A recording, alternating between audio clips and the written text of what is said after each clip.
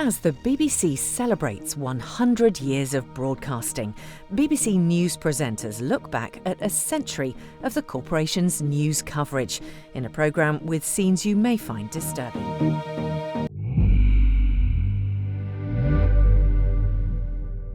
Stand by VG20. Stand by TX, A, B, C and D in that order from 5 seconds. 9, 8, 7, 6, Stand VG20. 4, 3, 2, This is BBC 1, 0. This is BBC News at 100. For a century, we have been bringing you the biggest news stories from here and around the world as our journalists witness some of the most historic moments. From Richard Dimbleby, the BBC's first war reporter who broadcast from RAF fighter planes during World War II. The bombers of the main force are now streaming in above and below us. As we drive steadily over Cologne in a dead level straight line, the German flak is winking and flashing. To Kate Adie on the scene as Chinese troops fired on protesters in Tiananmen Square. After hours of shooting and facing a line of troops, the crowd is still here. They're shouting, "Stop the killing and down with the government." And who can forget Michael Burke's reports from Africa as he revealed the full scale of the famine in Ethiopia. Dawn, and as the sun breaks through the piercing chill of night on the plain outside Coram, it lights up a biblical famine. His reports were a watershed moment that led to this.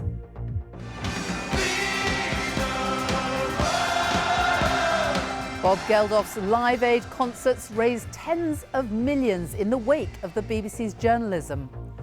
And when COVID swept the globe and lockdowns took hold, our correspondents were on the front line, as always. The staff here are dealing with the biggest challenge ever faced by the NHS. They can save many of the patients, but sadly, not all of them.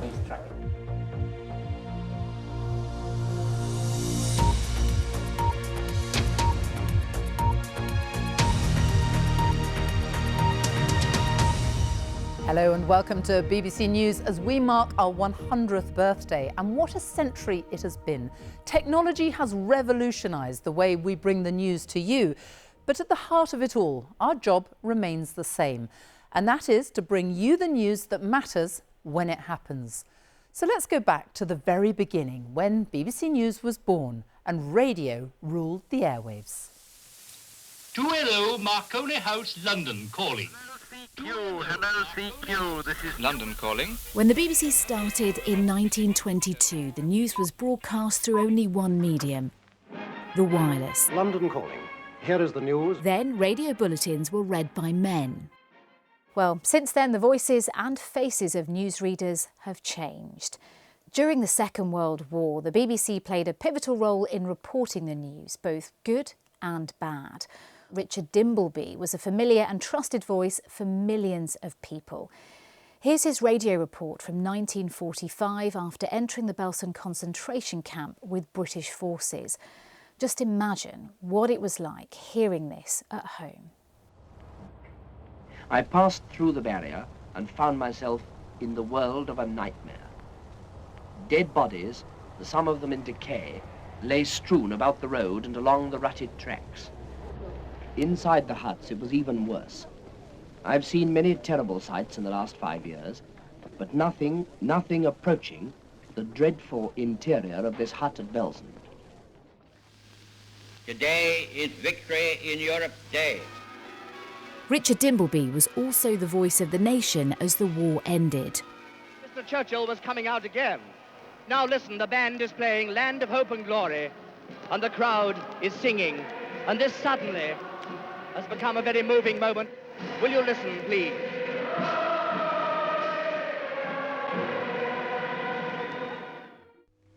Here is the news. In the 1950s, we saw the first regular television news bulletins. After Manchester United's air crash at Munich this afternoon. And amid slow flurries, when this BEA Elizabethan, which had been chartered by Manchester United. These blurry black and white pictures following the 1958 Munich air disaster in which 8 Manchester United players were among 23 who died, showed just how quickly moving pictures could be broadcast. We are trusted around the world. Standing on top of the Berlin Wall, which for years has been the most potent symbol of the division of Europe. Mr. Mandela, James Robbins, BBC News from London. Can you describe your emotions as you came out of the prison? I was completely overwhelmed. Not always welcome. Thank you very much, Mr. President. Where are you from? BBC. Okay. Here's another beauty. But they're at critical moments. After hours of trying to make their way in, they've finally done it. Protesters have pushed their way through the gates of the Prime Minister's office and they are everywhere. I've worked for the BBC for over half the time it's existed, and I've spent almost all my career covering international news. This is Kyiv in Ukraine. The job can be pretty dangerous. Far too many friends and colleagues have been killed or injured in the course of their work. But we perform a crucial role, giving an impartial account of what's going on and why it matters to you at home. In 2003, a convoy I was travelling with in northern Iraq was bombed by mistake by an American warplane. 18 people, including our translator, were killed. You may find this and some of the other reports upsetting. We reached a crossroads. Then, out of the blue, the American plane attacked.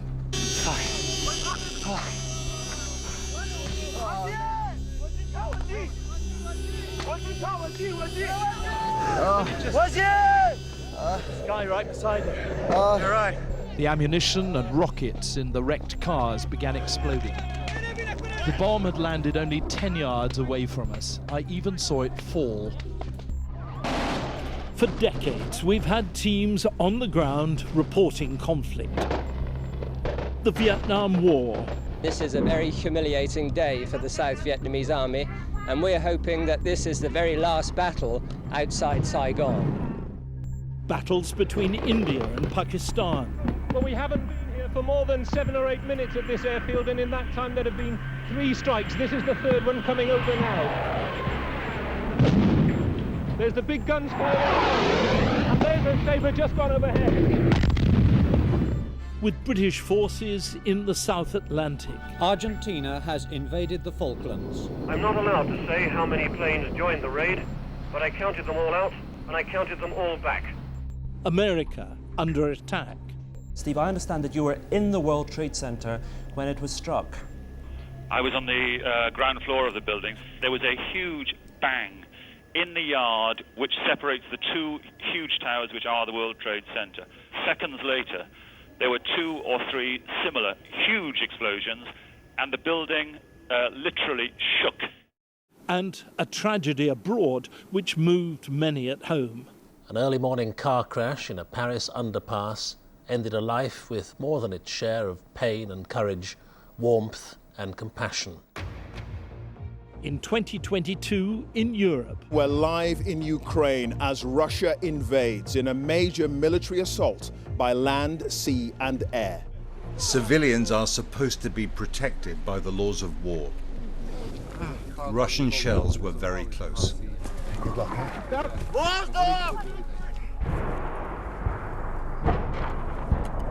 Stopping was not an option. I'm okay, she said. Keep going. There's a fair amount of incoming fire coming into this now. Artillery fire, there are loads of civilians around. Counting the cost of human conflict. So the women and children are being pulled from the crowd on the stairs now so that they can board the train. The police, again, are outnumbered, but they are doing their best. I've seen them go down there into the crowds and try and calm people. But it's very, very difficult given the volatility of the situation. And the impact on the most vulnerable.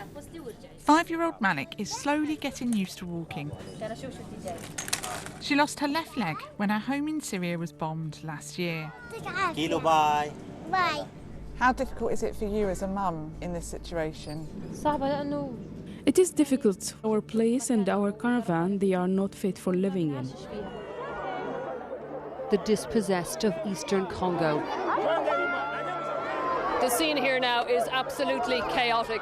Children are being trampled in the rush as people push their way through the gates. We saw youngsters in distress and helped drag them to safety. Another terrifying moment for children already traumatized by conflict.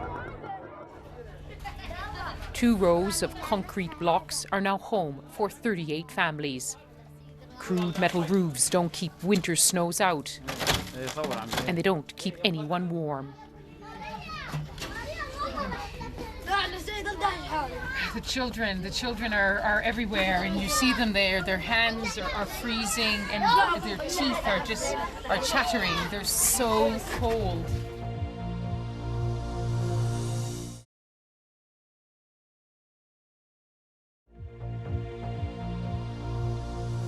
We all live in an age of non-stop news, with information literally at your fingertip. And we have news teams right across the UK, chasing stories, checking facts, reporting accurately and fairly. And I have a vague memory of being about 5 or 6 years old and seeing television reports of a real disaster that had happened in a village not far from where I lived. It's now feared that nearly 200 lives were lost when the coal tip at Aberfan near Merthyr Tydfil slid forward today. It engulfed an infant school and a row of houses. And still it goes on, the never-ending search for the bodies of the men, women and children who are buried down here beneath the slurry and sludge. And it's attracted rescuers from, well, all over Wales, in fact from England as well. They're streaming across the Severn Bridge from Bristol, offering their services. And Bill, if I can ask you to come in for a moment. I know you just this moment come up from what looks like Dante's Inferno down there. What, in fact, is it like? I think it's absolute hell, because men are working knee-deep in liquid slurry, trying to dig out the kids from the school. Where did you first hear about the tragedy? I heard BBC News. In Northern Ireland, we covered the worst days of the Troubles. This is the reality of Belfast today. Bombs in the city centre, so much disruption, so many explosions. From time to time you forget that it's become part of everyday life. And its hopes for a brighter future. An historic agreement for peace in Northern Ireland has been reached within the past few minutes. We can see pictures now from Stormont, where the leaders of the 8 parties which have been involved in the talks, together with the Prime Ministers of the United Kingdom and the Republic of Ireland, are announcing details of an agreement which is intended to end nearly 30 years of conflict and which have cost more than 3,000 lives. The Prime Minister announces the toughest restrictions on our way of life in living memory. From tonight, you can only leave your home for very specific reasons. We kept audiences up to date as the virus spread. Coughing can project small droplets up to 6 metres. The anguish of thousands who lost loved ones.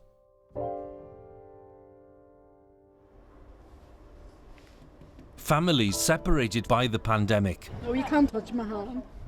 This is the first time Julie Bennett has seen her father in 4 weeks. Heartbreaking, heartbreaking. Those supporting the work of the NHS. Thank you, Captain Tom from the NHS. Those working for it. Somebody have to be a doctor, one have to be a nurse, and somebody have to be a domestic. So I'm proud of what I'm here. Because altogether, we can bear you're helping to save lives. We have all of us come together and then we save more lives. And the first signs of hope. Margaret, aged 90, was the very first patient to receive the newly approved coronavirus vaccine. And what do you say to those who might be having second thoughts about having this vaccine? It's the best thing that's ever happened.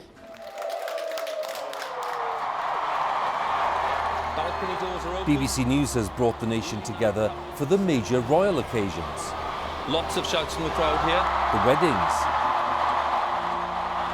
And that's the reward. The jubilees. And the royal visits. Today, a unique moment with a very special royal guest. It is a great pleasure to visit the BBC today. I remember first coming to Broadcasting House with my father, the King, and my mother and sister, shortly before the war. I came again with the Duke of Edinburgh just before the coronation in 1953. I was struck then, as I am now, by the sheer pace of change which has transformed your industry over the past 60 years. Years during which broadcasting has enriched our lives in so many ways. And the saddest of times. This is BBC News from London. A few moments ago, Buckingham Palace announced the death of Her Majesty Queen Elizabeth II.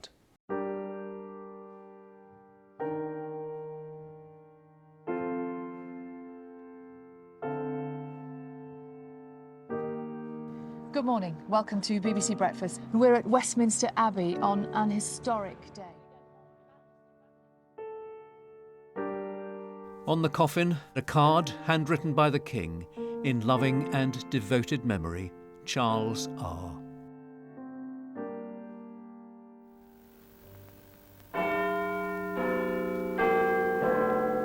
From Lloyd George to Liz Truss, the BBC's political reporters have stood here, trying to record everything that happened behind that famous door. The choices made by prime ministers that affect us all, even life or death, and many decisions that made history. Sir Winston Churchill has resigned from the position of Prime Minister. He made the radio broadcast his own. But Winston Churchill was not a fan of TV. Mr. Harold Wilson is speeding towards London by train. We think we may be able to contact him by radio telephone. We're going to try. And Mr. Wilson? Others soon saw the opportunity. May I tell you the result of the Labour gain this morning at Brighton Kempton? Hello, I seem to have lost you. The BBC, Mrs. Thatcher. Crafted their sound bites. Where there is doubt, may we bring faith, and where there is despair, may we bring hope. What there are hundreds of members of the media who swarm around the Prime Minister. Had fun at our expense. And the idea from the Conservatives' point of view is to get the best possible Mrs. Thatcher, could I ask you to comment? Their cameras captured history. It's here, this is the microphone. Naturally very pleased that I got more. We saw power transferred. The Scottish Parliament adjourned on the 25th day of March in the year 1707 is hereby reconvened. So, Wales, after all that, has voted yes. And it is a very good morning in Wales. Good morning from Brian Redhead and John Humphreys. It's Thursday. Testy conversations. Well, you've been a supporter of the Labour Party all your life, Brian, so I expect you to say something like that. Do you think we should have a 1-minute silence now in this interview for you to apologise for daring to suggest that you know how I vote? Did you threaten to overrule him? I did not overrule Derek Did Lewis. you threaten to overrule him? I took advice on what I could or could not do. Did you threaten to overrule him? The common market embraced. You see, yes is now showing at 67%. Then the EU rejected. The British people have spoken, and the answer is we're out. We saw them come. We'll have a new Prime Minister in that building behind me by Wednesday evening. And go. 100 years on. To serve the country I love. In fact, Michelle, as I speak to you, I'm getting a call from Downing Street, so I'm going to take this call and I'll come back on to you in just a second. Only one thing's for sure. Chris, let's go straight back to you. You were just talking to Downing Street. The Prime Minister has agreed to stand down. How sad I am to be giving up the best job in the world. But them's the breaks. Good afternoon. I have just accepted Her Majesty the Queen's kind invitation to form a new government. After weeks of chaos and turmoil, Liz Truss calls it a day. She becomes the shortest-serving Prime Minister in British history. Just 6 weeks after her appointment by Her Majesty the Queen, Liz Truss becomes a victim of her own failure to command confidence at Westminster and beyond. No one knows what will happen next. 10 to 12 this morning, Downing Street's security gates had swung open, the motorcade swept in, heralding another new arrival here. Here he comes, Rishi Sunak, walking up Downing Street alone to the podium to address the country for the first time as Prime Minister. I've just been to Buckingham Palace and accepted His Majesty the King's invitation to form a government in his name. News bulletins on TV and radio are always done live. Now, most of the time, everything goes smoothly, but just occasionally, it doesn't. One night, a group of protesters invaded the 6 o'clock news studio, and I ended up sitting on one of them. On the air. Oh, who is in there? Get security. Get security, quickly. Mix QSO. Good evening, the headlines at 6 o'clock. Run In the out. House of Lords, a vote is taking place now on a challenge to the poll tax. Tory rebels have said that the tax is unfair and unpopular. Now! And I do apologise if you're hearing quite a lot of noise in this studio at the moment. I'm afraid that we have rather been invaded. This is BBC World News. I'm Jonathan Charles, kept hidden for almost 2 decades and forced to bear children. 2 other workers are being treated after they inhaled anthrax, and tests are now starting on all 2,000 people who work at the centre. He'd come to BBC Television Centre for a job interview as a computer IT assistant. Instead, Guy Gomer was mistaken for an expert on the internet music scene. Well, Guy Cuny is the editor of the technology website News Wireless. Were you surprised by this verdict today? I wasn't expecting that.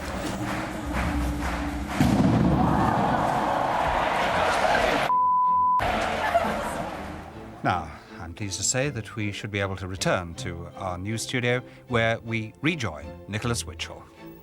Well, I must apologise to you. We have had a fire here at the television centre. Causing problems in Derbyshire, Leicestershire and the Severn Valley, where thousands of acres are underwater. Sorry about that. Good evening. You're watching BBC News 21. Now on BBC News 4 even. Oh dear, the lights have just gone out. Thank you for watching us every morning. Come rain or shine. And every evening to get the news where you are. Don't forget us on the radio. After all, it's where BBC News first started. A huge thank you for listening to news and views on your local radio station.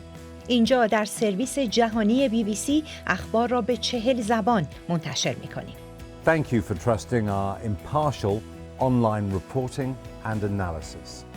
And for watching our BBC News social videos. We broadcast right across the generations. I won't pretend it's been easy, but we've enjoyed it, and I hope in some way that you've enjoyed it too. What a century it has been, ever-changing. The one thing that remains the same is that you, our audiences, the consumers of BBC News, are at the very heart of everything we do. So a big thank you from everyone here at BBC News. And that's all for today from the news studio. So from me, good night. And this bit seems to be the end.